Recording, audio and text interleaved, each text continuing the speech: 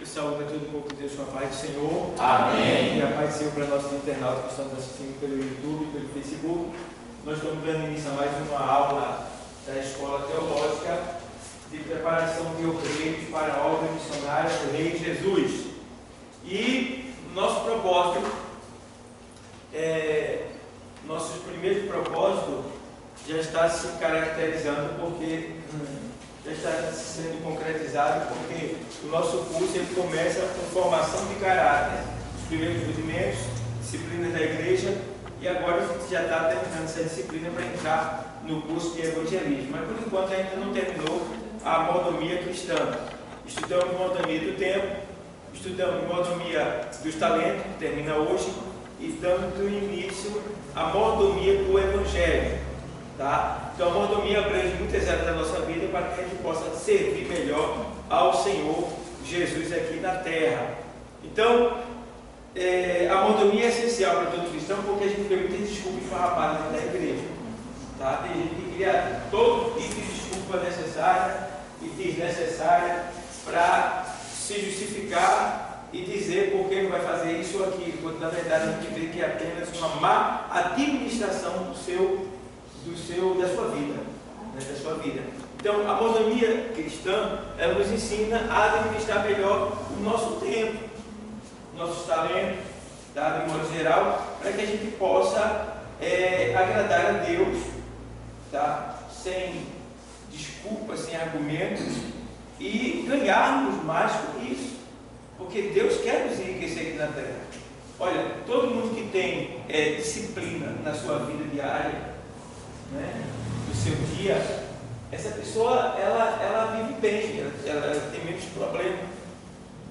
Eu estava ouvindo o pastor Poyogishu, o irmão do Poyogishu, ele disse que perguntaram a ele como é que o senhor administra tanta coisa, porque uma igreja com 1 milhão de membros, né, tem que fazer quase 10 cultos por dia para poder agregar todos os membros, tá? Faz um culto com 200 mil pessoas, outro culto com 200 mil pessoas, outro culto com 100 mil pessoas, é muita gente, mais de 1 milhão de membros na Coreia, né? Então a gente vê que, perguntei como é que o senhor administra tudo isso, ele disse que quem mais dá problema é o diácono. Ele dizia que o diácono, aí ele tem pouco cabelo, ele dizia, né, ó, cabelo, né? Que o diácono dá muito trabalho, ele dizia, mas ele disse que ele começou a falar da mordomia da vida dele, e ele, dentre as coisas que ele falou, eu achei interessante. Ele disse, ó, eu reservo 1 hora para atender os irmãos online. 1 hora. 1 hora para eu estudar, tantas horas para orar, tudo por hora. Ele reparte o dia dele todo, como ele não trabalha, né? Ele só vive da obra, então ele tem mais tempo. Então, ele repassa tudo aquilo ali para administrar a obra e dá tudo certo, ele diz.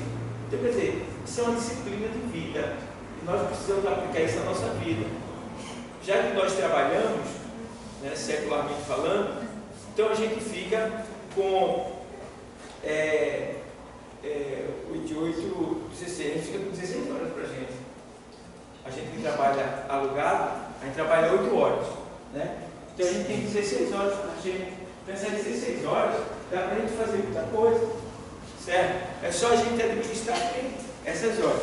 Mas vamos lá, a gente parou, faltou alguns versículos aqui, da mordomia dos talentos, e paramos aqui aqui diz assim, deixa eu ver aqui. Mateus 15, 14. É a administração daquilo, ou seja, mordomia dos talentos, é a administração daquilo que o Senhor nos dá para trabalharmos na sua obra, como pregar, louvar, aconselhar, ensinar e etc. Aí, em Mateus 25, 14 até o 30, que fala sobre a parábola dos talentos, que a gente viu que o Senhor que se ausentou, né? Mateus 25, 14, na sequência. Por que isto? Porque isto é, também, como um homem que, partindo para fora da terra, chamou os seus servos e entregou-lhes os seus bens.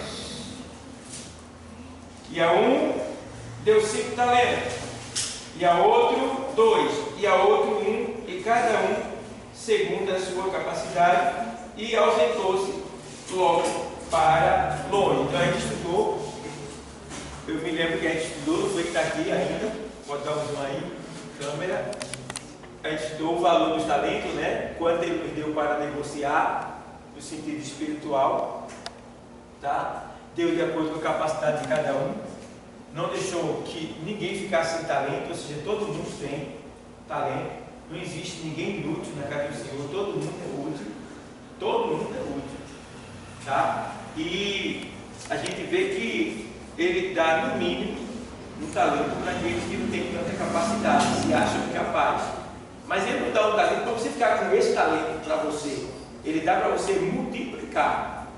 Então você vê que na parábola do talento, o que ganhou 5 ele multiplicou, o que ganhou 2 ele multiplicou, mas o que ganhou 1 ele enterrou, tá? E o que eu falei desde semana passada, que o que enterrou, o Senhor ficou bravo com ele, porque ele chamou o Senhor de Senhor ruim, mal, de certa forma, porque ele disse: rapaz, tu enterraste o talento quando tu poderia ter colocado no banco, e me dá o meu com juros. Então Deus não quer que nós fiquemos parados sem render. Deus não quer que a gente fique sem produzir. E tem muita gente na igreja que está assim, sem produzir. Não convida um vizinho para trazer para a igreja, né? Não dá uma literatura para ninguém, tá? Não compra uma literatura para distribuir. Quer dizer, não ajuda numa obra missionária. Tem uma festividade, se afasta, se puder, se sai, só chega na hora que vamos ver. Quer dizer, são pessoas que não estão produzindo, não estão multiplicando o seu talento. Deus deu, mas ele está o quê? Enterrando. Ela está o quê? Enterrando. E aí, o negócio vai ser feito. Porque o Senhor deu condição suficiente para a gente ganhar. Irmão, não sei não, meu irmão. Eu me lembro, minha mãe era cega, deficiente visual.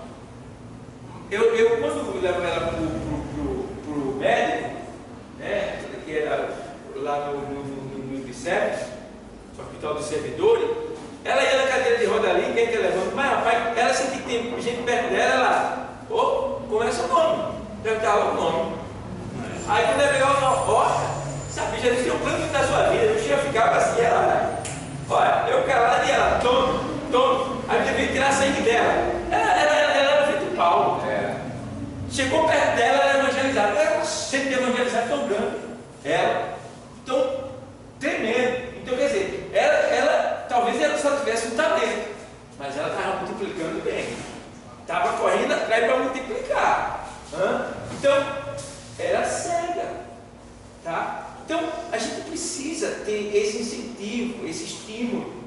Tá? E lembrando, porém, que isso nos ajuda na nossa vida terrena, porque se você observar, lá em João, o Evangelho, capítulo 15, o texto sagrado, o Senhor diz: olha, eu sou a videira verdadeira, né? E meu pai é o lavrador, ou seja, eu sou um pé de uva, meu pai foi quem me plantou, toda vara em mim que não der fruto, atira e limpa a que dá fruto para que dê mais. Então, Jesus estava dizendo que toda vara nele que não dá fruto, ele tira, ele corta.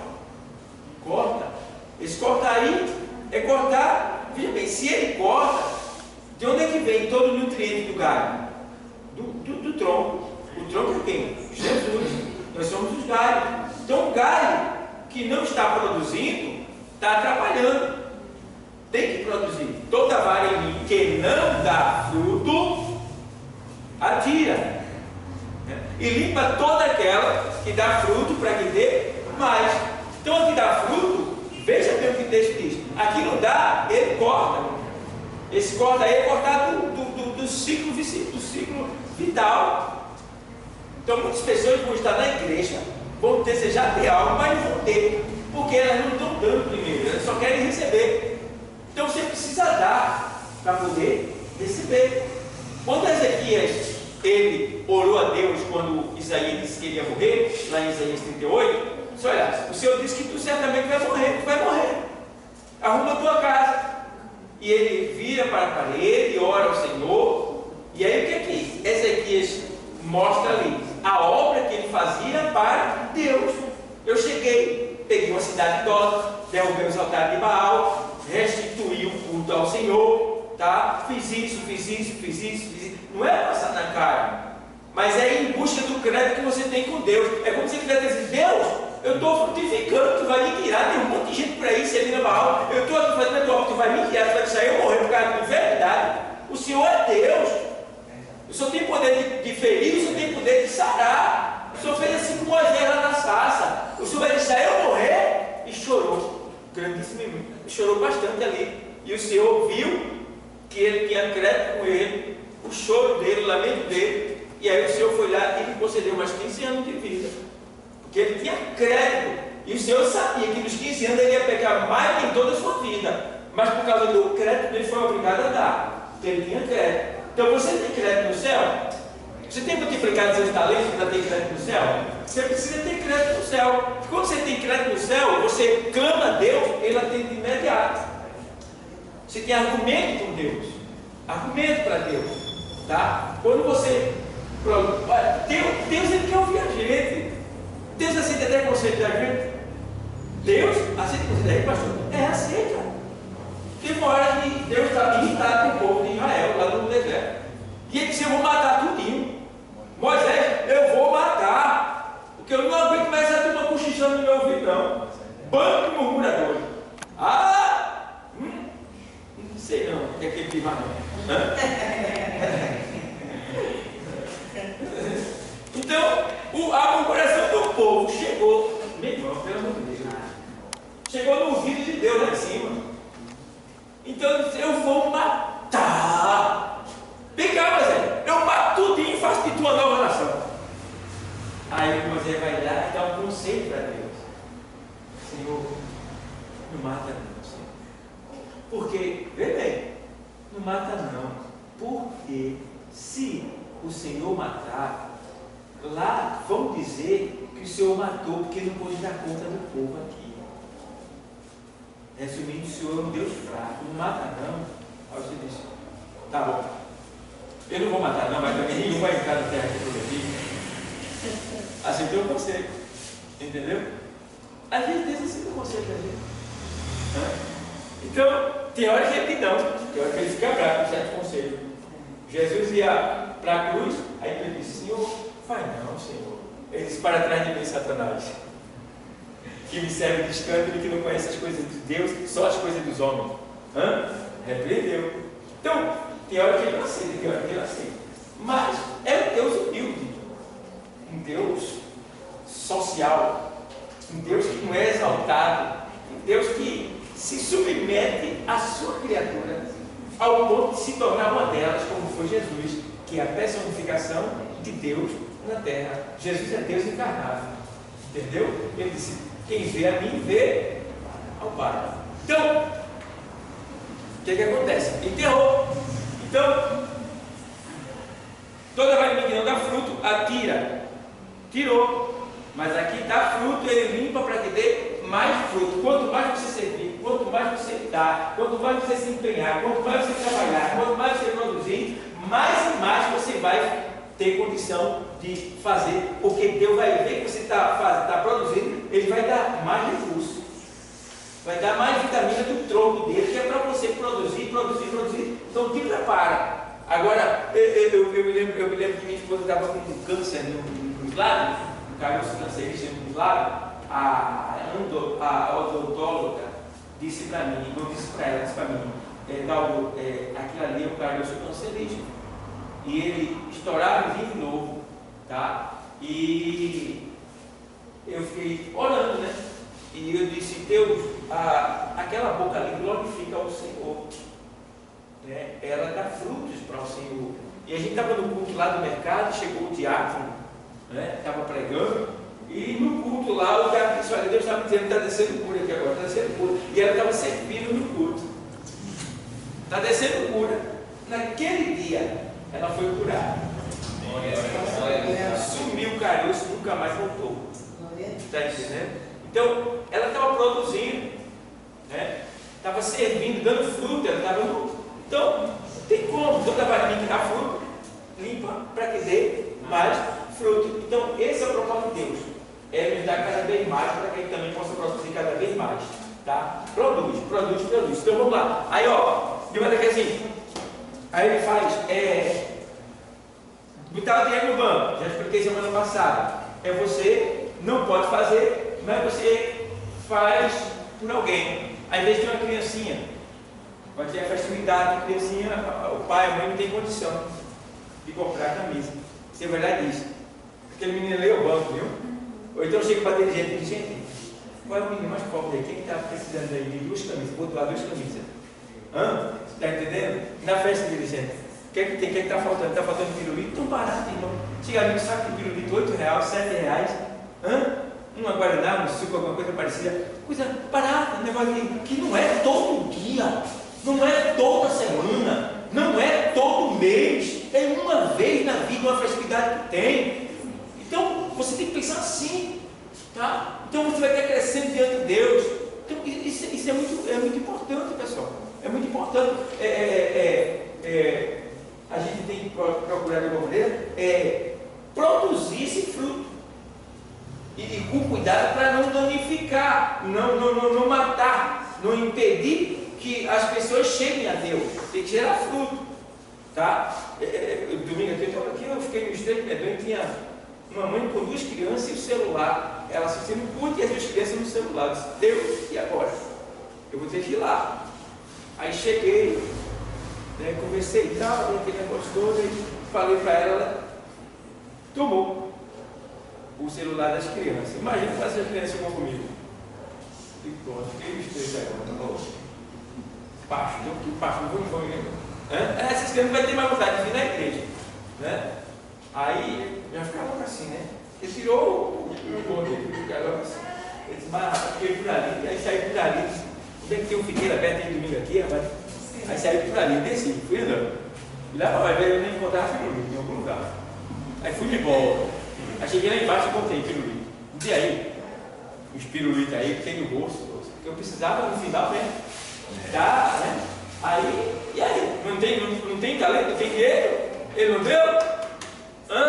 Aí eu vou comprar para ganhar de lá de casa. Aí fui lá, comprei o pirulito, quando terminou, disse: olha, eu quero uma reunião com as duas criancinhas ali com tal pessoa. Aí a mãe segurou, eu cheguei lá, e aí? Ó, quero pedir desculpa a você, ter pedido para que você vá no celular, é porque não pode, tem um aviso aqui, e aí você está indo para o inferno, porque você não está entendendo Deus falar, não fala Deus ao mesmo tempo, não quer dizer que você seja muito especial, blá, blá, blá. E eu guardei esse presente aqui para você, entendeu? O pirulito para cá, não, aí já melhorou.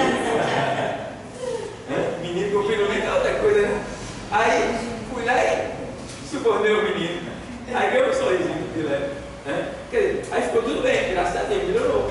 Quer dizer, tem que ter aquela estratégia, aquela sabedoria para você produzir fruto, de maneira tal que você não venha perder o fruto, tá? Venha manter ele, cuidar dele, tá? Então isso é muito importante, pessoal. Faça o possível para não perder, sempre ganhar pessoas, trazer pessoas, tá? Então, eu estava. Eu disse: rapaz, rapaz, que eu sei que dizer de pregar para uma pessoa e a pessoa se converter. Não aconteceu mais isso. Será que eu estou dando fruto, Jesus? Aí fiquei lá ali caladinho, eu falando com Deus caladinho, né? Aí daqui a pouco chegou uma companheira de serviço, aí disse assim: ei, pastor, eu vou lá na sua igreja, e eu vou levar minha família todinha, porque lá tem umas 200 pessoas, eu vou levar todinho. Eu digo: ainda sou salvo, né? Estou promovendo sede nas pessoas aí dentro. Muito bom, quando pessoas através de você sente o desejo de vir à igreja. Isso é um sinal que você está produzindo bem, que seu talento está sendo bem multiplicado, que você está investindo bem. É porque as pessoas estão tendo vontade de vir, é porque quer ter o que você tem também. Então isso é muito importante, pessoal. Então, voltando para o texto lido, a gente vê que aqui o Senhor voltou para acertar a conta. Ele já está chegando para acertar a conta com a gente. Aí você vai apresentar o que para ele? O que é que você tem que apresentar para ele? Certo? Então é hora não, sempre foi tempo. A gente sempre é o dever de nós estar envolvido na obra. E agora, muito mais. Tá? Porque se você olhar direitinho, vê quanto tempo tu já perdeu. Já perdeu muito tempo, não é não?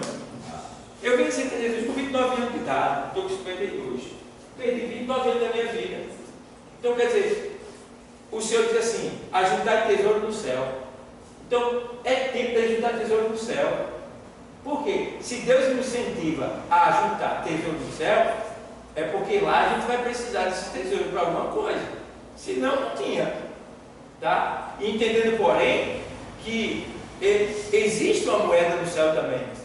Não é real, não é euro, não é dólar, existe uma moeda lá. É chamada de galardão aqui. Mas ele chama de tesouro também. Tesouro no céu. Tá? Então a gente vê que existe uma moeda celestial, a gente não sabe qual é. E a própria Bíblia diz que as coisas da terra é uma sombra dos bens futuros, das coisas futuras. Tá? Então a gente precisa entender que Deus, Ele nos incentiva a ser rico para com Ele. Seja rico, enriqueça, cresça na presença de Deus. E vamos lá. No 4:10 de 1 de Pedro, né? É isso mesmo? 1 de Pedro 4:10. Cada um administre aos outros o dom como o recebeu, como bons dispenseiros da multiforme graça de Deus. Tá vendo? Cada um administre aos outros o dom como recebeu, como bom despenseiro da multiforme graça de Deus. Multiforme quer dizer que ela é dada segundo a necessidade. A graça, que é o favor que a gente não merece, é dada segundo a necessidade. Multiforme graça de Deus. Tá? E quando o Senhor diz lá, Moisés pergunta ao Senhor no deserto, como é o teu nome? Ele diz, olha, diga lá, eu sou o que sou. Essa expressão eu sou o que sou, no hebraico Yahé ou Yasha, quer dizer, eu sou aquilo que você precisa que eu seja. Isso lá no Antigo Testamento. Aí esta graça, que Deus fala que é o nome dele, que eu sou o que sou, ela se manifesta em Jesus. Jesus é essa pessoa. Porque ele disse lá, antes que Abraão existisse, eu sou. Entendeu? Então, ó, eu sou de novo. Então, essa multiforme graça de Deus, que é Cristo, que está em Cristo, né? E ele é aquilo que a gente precisa que ele seja. Então, cada um administre bem o dom como recebeu. Como recebeu. Então, você recebeu o dom de evangelizar? Invista nele. Recebeu o dom de cantar? Invista. Você para que todas as vezes você é um bom despenseiro de Deus. O que é despenseiro? Aquele que está de posse de algo que alguém precisa. Tá? Então, eu tenho uma dispensa. Eu sou dispenseiro. Então, o que é que você precisa? Então, eu vou lá e lhe sirvo. Tá? Então, aqui ele diz, olha, cada um administre aos outros. Veja, que a gente foi chamado para servir aos outros. O dom, que é um presente de Deus, a dádiva de Deus, tá? Como o recebeu, como bons despenseiros da multiforme graça de Deus. Certo, pessoal? Então a gente precisa ter esse cuidado de zelar por aquilo que recebemos da parte do Senhor. Tem gente que recebe até o dom do Senhor, mas relaxa, não busca mais. Às vezes falava em língua, não está mais falando, e nem busca falar. Cantava bem, parou de cantar. Pregava, parou de pregar. Evangelizava, parou de evangelizar. Jejuava, parou de jejuar. Quer dizer, está enterrando o talento, tá? Não está administrando bem o dom que recebeu, não está sendo um bom despenseiro. E tem pessoas que estão precisando disso que você recebeu de Deus, mas estão sofrendo, porque você que tem que dar para aquela pessoa que está dando. Então tá aí, pessoal. Tá bom? Então agora eu quero entrar no mordomia do Evangelho. Mordomia do Evangelho. Tá? Então a gente vai estudar aqui. Eu trouxe alguns versos aqui para estudar. Mordomia do Evangelho. Tá? Saber, porém, que quantos evangelhos tem? Já ensinei isso para vocês aqui. Quantos evangelhos tem, né, Lipe? Evangelho? Sim. No Novo Testamento, né? Quantos? Mateus, Marcos, Lucas e João. É isso mesmo? É. Quantos evangelhos tem? Já ensinei para vocês aqui. Vocês não estão lembrados, não. Quantos evangelhos tem? Existe, eu já disse para vocês, vocês não estão lembrados. Existe um só evangelho. Com 4 visões. Sendo evangelho sinótico, que são os 3 primeiros. Mateus, Marcos e Lucas. São sinóticos porque eles são evangelhos da mesma visão. Eles falam o que outros se completam. Falam. E o evangelho é escrito por João. Então a gente pensa que é 4 evangelhos, mas é um evangelho visto de 4. Entendeu? Então, o evangelho, o que é o evangelho? Ele é a biografia de Cristo. O que é o evangelho? A biografia de Cristo. O evangelho só fala de quem? Pode ver. O evangelho só tem do Novo Testamento. É exclusivo só de Jesus. Tá? Então, o evangelho é a biografia de Cristo. É você ver o Cristo de frente.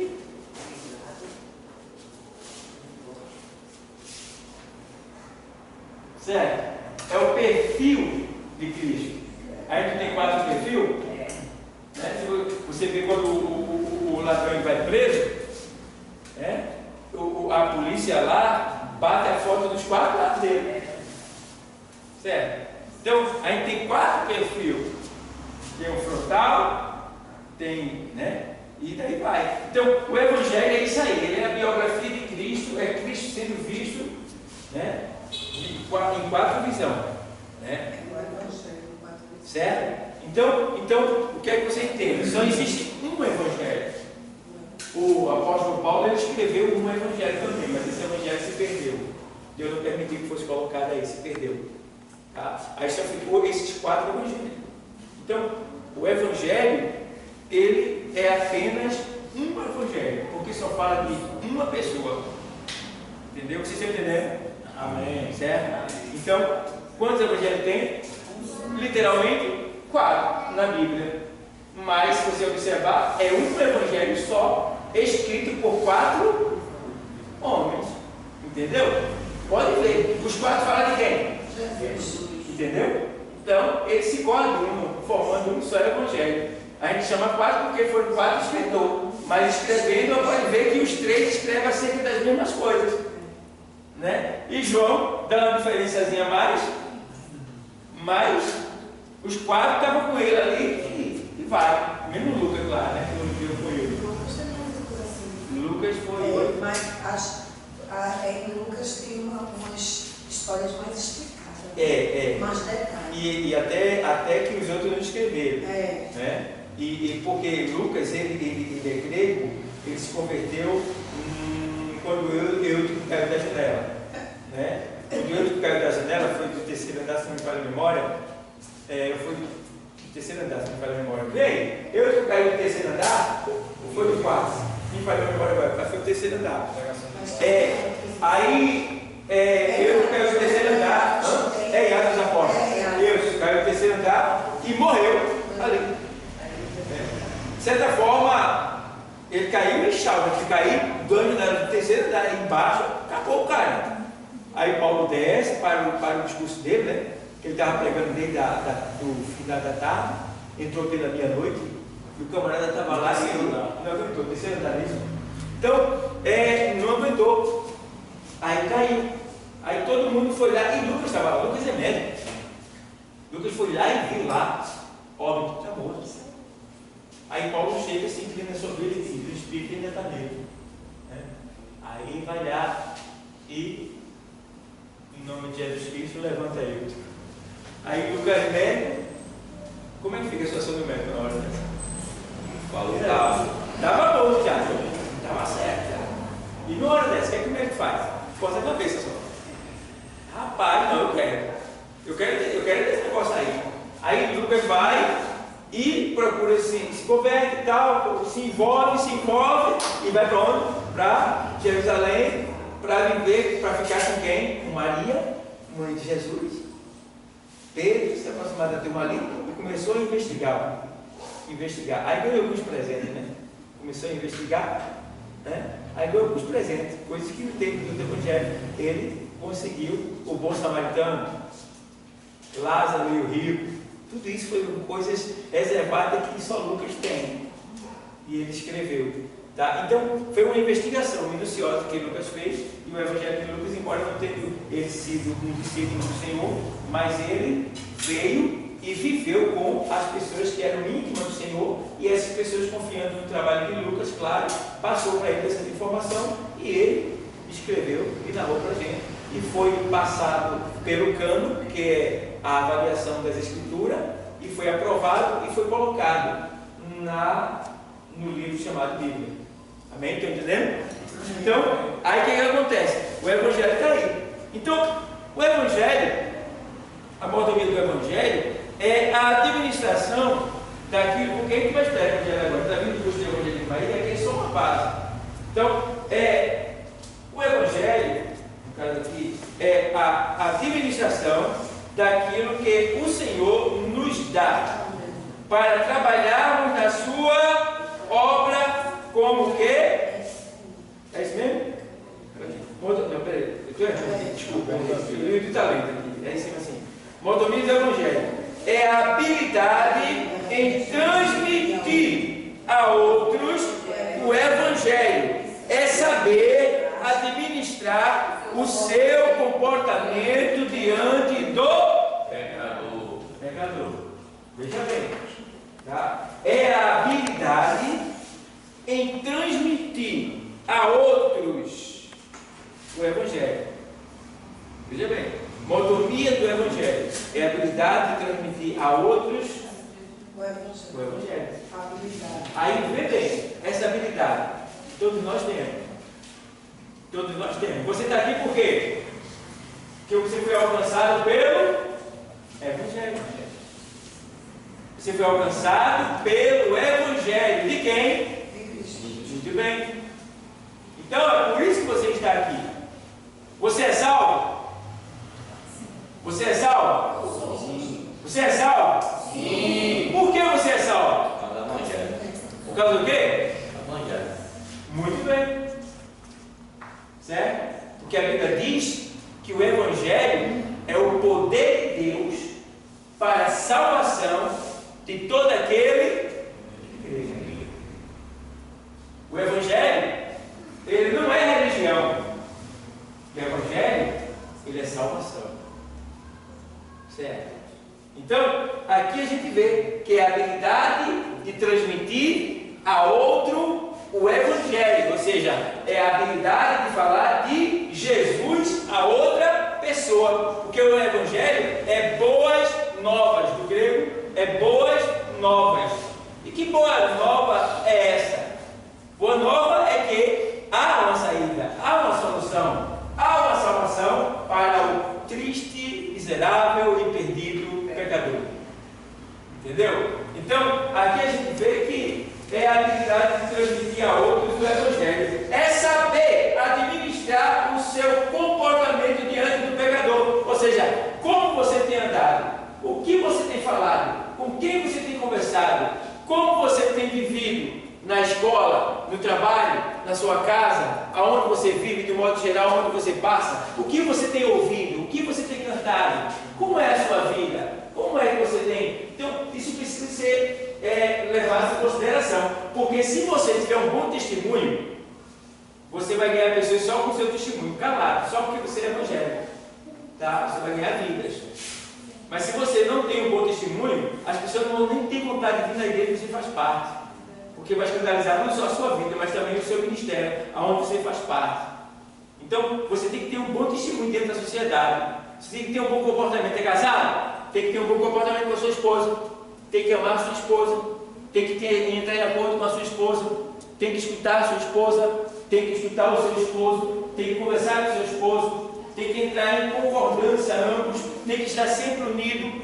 Aí tem que surgir alguma coisa para tentar separar. Vocês têm que vencer essa situação para que estejam unidos, porque a Bíblia deixa bem claro: pode andar dois, se um não concordar, andarão dois juntos, se não concordar, né? Dois é melhor do que um, porque um caindo, o outro levanta, entendeu? Então a gente precisa levar em consideração isso daí, que a gente precisa um do outro, tá? E nem Jesus que fica só, pegou 12 homens para estar com ele. Então, ambos precisam estar em ambos de acordo, tá? Conversando. Muitas vezes na igreja não tem culto de casar, né? Mas é bom que tenha culto de casal. Mas além dos cultos de casais, que você não vai se separar porque não tem um culto de casal na sua igreja, mas você lê Bíblia, escuta a pregação, e a gente não é louco, a gente entende. Eu tenho que amar minha esposa, eu tenho que cuidar dela, ela tem que cuidar de mim, ela tem que me amar.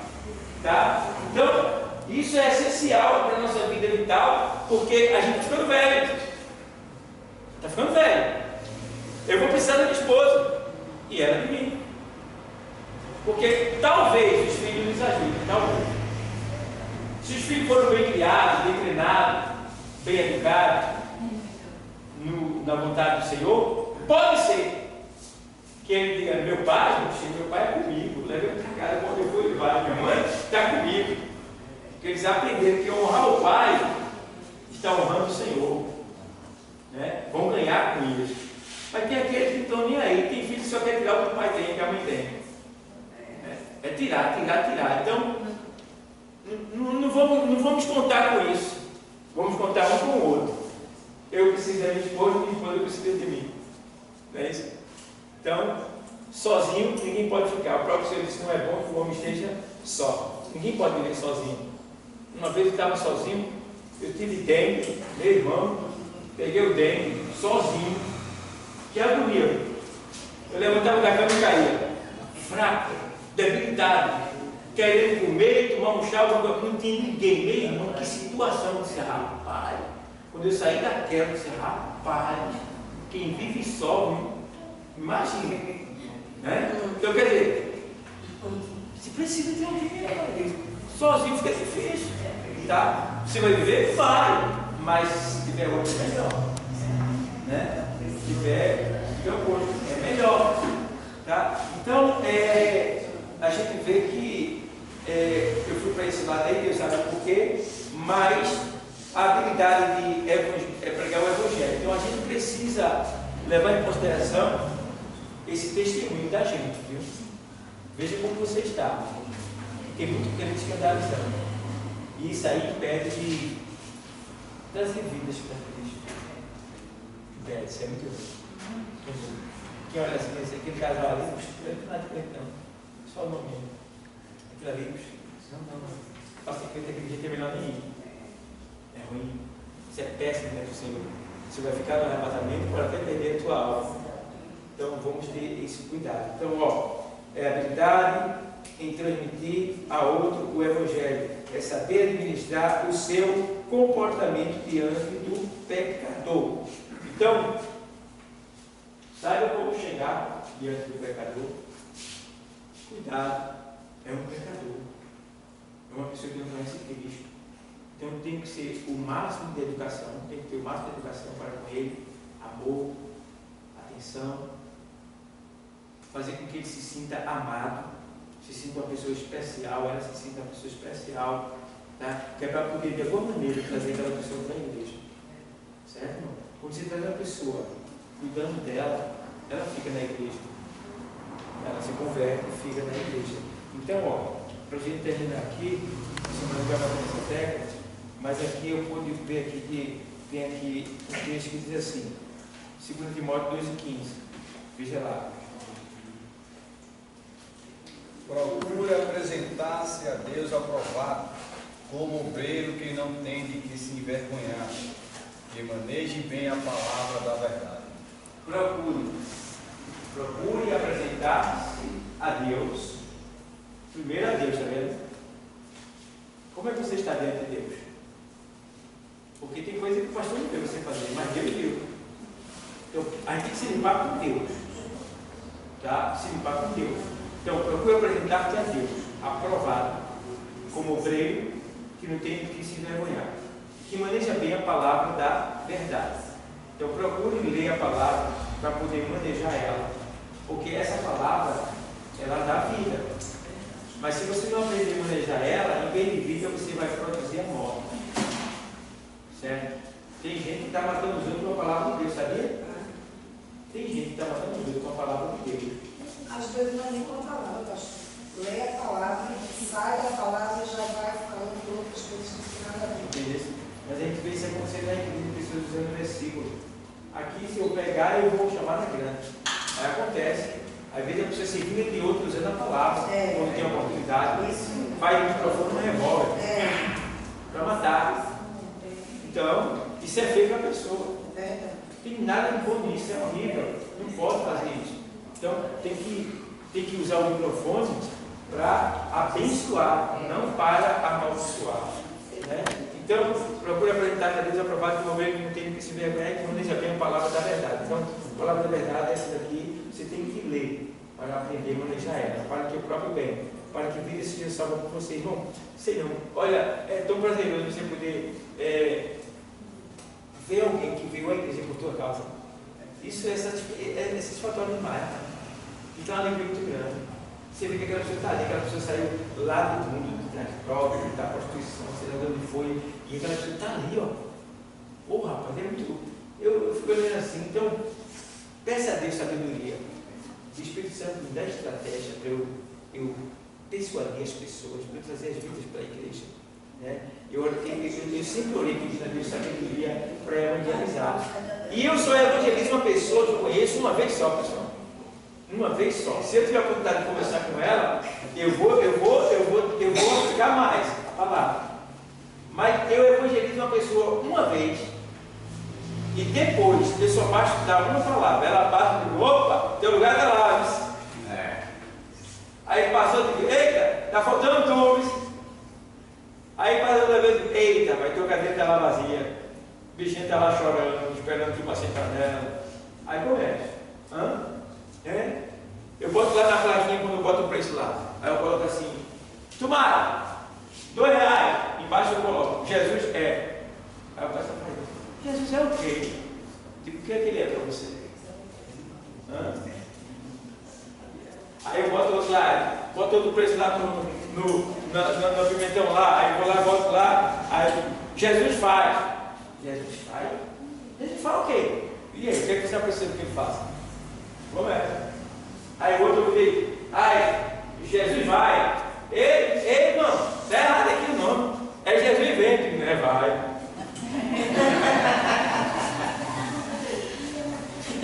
Que eu saiba, vem, ele está vindo também, mas ele vai. Ele vai o quê? Fazer coisa grande na sua vida. Ele vai mudar a tua história. Aí eu vou criando, Deus vai me dando estratégia, tal, que é para você tocar. E esses toquezinhos você nem sabe. Ele vai embora e aquilo fica lá. Já teve pessoas que vinham falar para mim, pastor, quando o senhor falava aquilo, eu saía daquele jeito. Até que eu tenho uma água e. Não. Aí quando se converte, logo vai lá embaixo. Ei, mãe, agora eu sou, viu? Amém, Deus abençoe, entendeu? Mas é assim, é pedir estratégia a Deus, que é para você poder. Então isso é o quê? É você administrar bem o dom que Deus te deu, né? Esse talento, a mordomia. É você administrar bem essa mordomia para você ganhar vidas. E com isso, irmão, você vai sendo abençoado. Vai sendo abençoado. Tá? Invista mesmo nesse ponto, porque para semana a gente vai trabalhar mais sobre isso aí, tá bom? Então agora a gente termina esse ponto aqui. E eu quero agradecer a todos que estão assistindo pelo YouTube e pelo Facebook. Peço a vocês que nos ajudem com o like, deixando o like aí para nos ajudar, tá? E para a semana a gente está estudando mais sobre essa questão da mordomia do Evangelho, tá bom? Pai do Senhor para todos que estão nos assistindo e para os irmãos aqui presentes, amém?